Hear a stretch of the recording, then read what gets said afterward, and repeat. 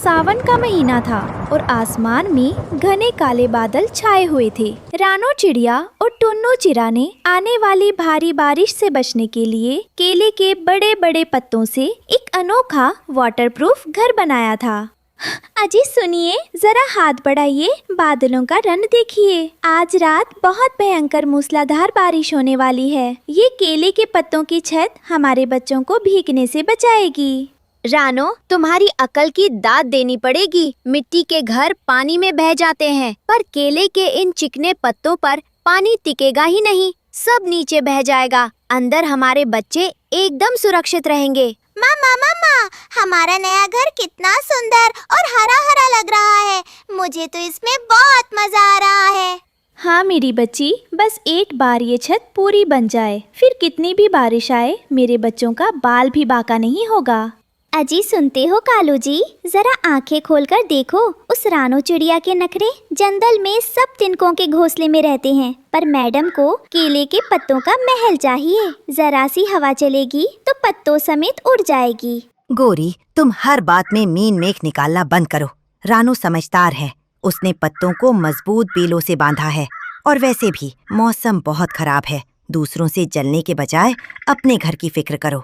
अच्छा, अब तुम उस भिखारी चिड़िया की तरफदारी करोगे? मैं कहती हूँ भगवान करे आज रात ऐसी आंधी आए कि उसका ये पत्तों का घर उड़कर नदी में जा गिरे, तब देखूंगी इसके नखरे। चुप करो गोरी, किसी के घर उजड़ने की बद्दुआ मत दो। औरत होकर दूसरी औरत के आशियाने से इतनी नफरत अच्छी नहीं है। उसी वक्त जंगल के सबसे ऊंचे पहाड़ पर रहने वाला खूंखार शिकारी भुल्ला चील और उसकी पत्नी माही चील अपने साथियों के साथ एक खतरनाक साजिश रच रहे थे। सुनो भाइयों, आज रात बहुत भारी बारिश और तूफान आने वाला है। ऐसे मौसम में छोटे पक्षी अपने घरों से बाहर नहीं निकल पाएंगे। यही सबसे सही मौका है उनके बच्चों का शिकार करने का। हाँ, और मैंने देखा है कि रानो चिड़िया ने नीचे केले के पत्तों का एक नया घर बनाया है। वो घर दूर से ही चमकता है। तूफान के वक्त हम सीधे उसी के घर पर हमला करेंगे और उसके बच्चों को उठा ले आएंगे। सरदार, आपका प्लान एकदम पक्का है। बारिश के शोर में हमारी आवाज कोई सुन नहीं पाएगा और रानो चिड़िया का परिवार हमारा मुकाबला भी नहीं कर पाएगा। ठीक है, जैसे ही रात को बिजली चमकेगी हमारी शिकारी टोली नीचे उतरेगी। इस बार रानो चिड़िया अपने बच्चों को हमसे नहीं बचा पाएगी। रात के 2 बज रहे थे। पूरे जंगल में बादलों की गड़गड़ाहट और तेज आंधी तूफान के साथ मूसलाधार बारिश शुरू हो गई। रानो का केले के पत्तों का घर पानी को रोक रहा था। मम्मा, बिजली की आवाज बहुत तेज है। मुझे बहुत डर लग रहा है। क्या हमारा घर टूट जाएगा? नहीं मेरे लाल, डरो मत। देखो, केले के पत्तों के ऊपर से सारा पानी नीचे गिर रहा है। अंदर एक बूंद भी पानी नहीं आ रहा। तुम्हारी मम्मा पास है ना? सो जाओ। रानो, बाहर तो हाथ को हाथ नहीं सूझ रहा। इतनी भयंकर बारिश मैंने अपनी जिंदगी में नहीं देखी। अच्छा हुआ तुमने समय रहते ये घर बना लिया। तभी अचानक आसमान से चीखते हुए बुल्ला चील, माही चील और उनके साथी डकू ईगल्स रानो के केले के पत्तों के घर पर आ टूटे। उन्होंने अपनी तेज नथनों से पत्तों की छत को फाड़ना शुरू कर दिया। रानो चिड़िया, अपने बच्चों को हमारे हवाले कर दे, वरना आज इस तूफान में तुम्हारी जान भी नहीं बचेगी। नहीं, बचाओ, कोई बचाओ। ठाकुर साहब, कालू भाई, बचाओ। शिकारी चील मेरे बच्चों को ले जा रहे हैं। रुक जाओ राक्षसों, मेरे बच्चों को मत छुओ। मुझे मार डालो पर मेरे बच्चों को छोड़ दो। हट पीछे बुज़दिल चिड़े, आज इन बच्चों का शिकार होने से कोई नहीं रोक सकता। डकू ईगल्स, पकड़ो इन दोनों बच्चों को। तूफान और बारिश के बीच रानो और टुन्नू की चीखें पास के नीम के पेड़ पर सो रहे कालू कौवे के कानों में पड़ी। वो तुरंत हड़बड़ाकर उठ बैठा। गोरी, गोरी, जल्दी उठो। रानो के घर से रोने और चीखने की आवाजें आ रही हैं। मुझे लगता है उन पर कोई मुसीबत आई है। अरे कालू जी, चुपचाप सो जाओ। इस आधी रात के तूफान में तुम्हें अपनी जान प्यारी नहीं है क्या? रानो का घर पत्तों का था, उड़ गया होगा। हमें क्या लेना देना, मरने दो उन्हें। चुप रहो गोरी, ये पत्तों के उड़ने की आवाज नहीं है। ध्यान से सुनो, शिकारी चील चिल्ला रहे हैं। वो बच्चों को मार डालेंगे। मुसीबत के वक्त अगर एक पड़ोसी दूसरे पड़ोसी की मदद ना करे तो वो इंसान कहलाने के लायक नहीं है। अरे मत जाओ, चील बहुत खतरनाक होते हैं, वो तुम्हें भी मार डालेंगे। अगर आज मैं डर गया गोरी तो भगवान मुझे कभी माफ नहीं करेगा। मैं रानो के बच्चों को कुछ नहीं होने दूंगा।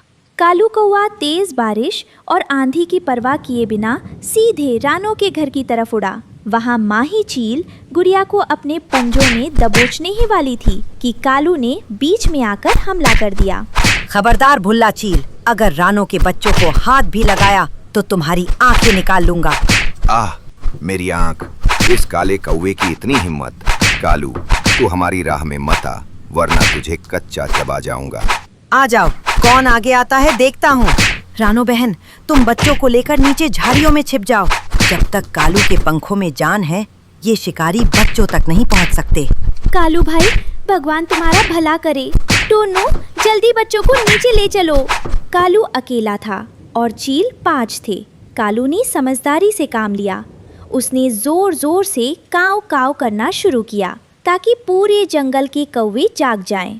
काव काव, भाइयों जागो, हमारी कौवा बिरादरी के इलाके में शिकारियों ने हमला किया है। ठाकुर साहब, बंटी भाई, सब जागो। कालू की आवाज़ सुनकर पास के पेड़ों से ठाकुर कौवा, बंटी कबूतर और दर्जनों कौवे लाठियां और तिनके लेकर रानो के घर की तरफ टूट पड़े। ओए भुल्ला चील, तेरी इतनी हिम्मत! तूने हमारे इलाके में आकर हमारी बहन बेटियों पर हमला किया। भाइयों, घेर लो इन शिकारियों को। भागो यहाँ से शिकारियों। आज अगर तुम यहाँ से बचकर निकल गए तो कहना।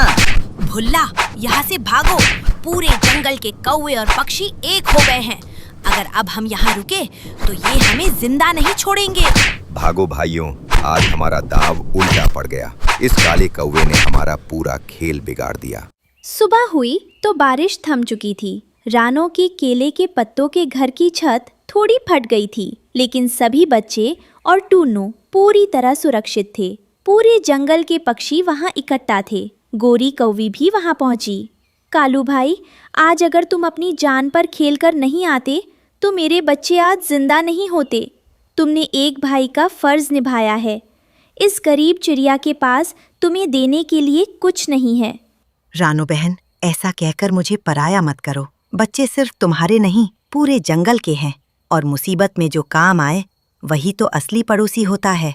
देखो गोरी, तुम रात को रानो के घर के उजड़ने की दुआ कर रही थी और तुम्हारे ही पति ने रात को अपनी जान दांव पर लगाकर रानो का सुहाग और उसके बच्चे बचाए हैं। कुछ सीखो इनसे। हाँ गोरी, तुम्हारी सोच कितनी छोटी है और कालू भाई का दिल कितना बड़ा है। आज तुम्हें अपने किए पर शर्म आनी चाहिए। रानो बहन, मुझे माफ़ कर दो। मेरी आँखों पर जलन की पट्टी बंधी थी। आज अगर मेरे पति पीछे हट जाते तो मैं कभी किसी को मुंह दिखाने के लायक नहीं रहती। तुम्हारी ममता के आगे मेरा घमंड हार गया। रानो ने आगे बढ़कर गोरी कौवी के आंसू पोंछे और उसे गले लगा लिया। दोनों औरतों के बीच की पुरानी दुश्मनी हमेशा के लिए खत्म हो गई। गोरी बहन, जो बीत गया उसे भूल जाओ। आज से हम पड़ोसी नहीं, एक परिवार है। आओ, हम सब मिलकर इस केले के पत्तों के घर की छत को फिर से ठीक करते हैं। कालू भाई, आज तुमने साबित कर दिया कि रंग से कोई काला या गोरा नहीं होता। इंसान अपने कर्मों और अपने दिल से बड़ा होता है। बिल्कुल सच। आज कालू की बहादुरी और रानो के केले के पत्तों के घर ने पूरे जंगल को सिखा दिया कि एकता में ही सबसे बड़ी शक्ति है। जब तक हम सब एक हैं, कोई भी शिकारी हमारा कुछ नहीं बिगाड़ सकता। कालू अंकल सबसे अच्छे हैं। कालू अंकल हमारे सुपर हीरो हैं। उस दिन के बाद से सुंदरवन में कभी किसी शिकारी चील ने कदम रखने की हिम्मत नहीं की और रानो का केले के पत्तों का घर हमेशा के लिए सुरक्षा और भाईचारे की मिसाल बन गया। अरे, ये क्या जादुई खेल है! अभी अभी सारे पक्षी इसी जमीन की तरफ आए थे, पर यहाँ तो कोई नहीं है। यहाँ सिर्फ मूली के हरे हरे पत्ते उगे हैं। कोई घोंसला नहीं, कोई चिड़िया नहीं। भुल्ला भाई, मुझे तो लगता है वो सब गर्मी के मारे भाप बनकर उड़ गए। वैसे ये पत्ते बड़े रसीले हैं। आप भी थोड़ा सलाद खाकर अपना गुस्सा शांत कर लो भाई। धत्त तेरे की, मेरी पैनी नजरें भी गच्चा खा गईं। यहाँ कोई नहीं है, चलो वापस ये रहे हमारी आज की वीडियो के प्यारे सब्सक्राइबर्स और फॉलोअर्स के नाम। आर्यन शर्मा, अलका, निदा, चीकू, आशिका। जो नहीं चुने गए, चिंता मत करो, अगली बार तुम भी बन सकते हो जंगल के सुपरस्टार। दोस्तों, अगर आप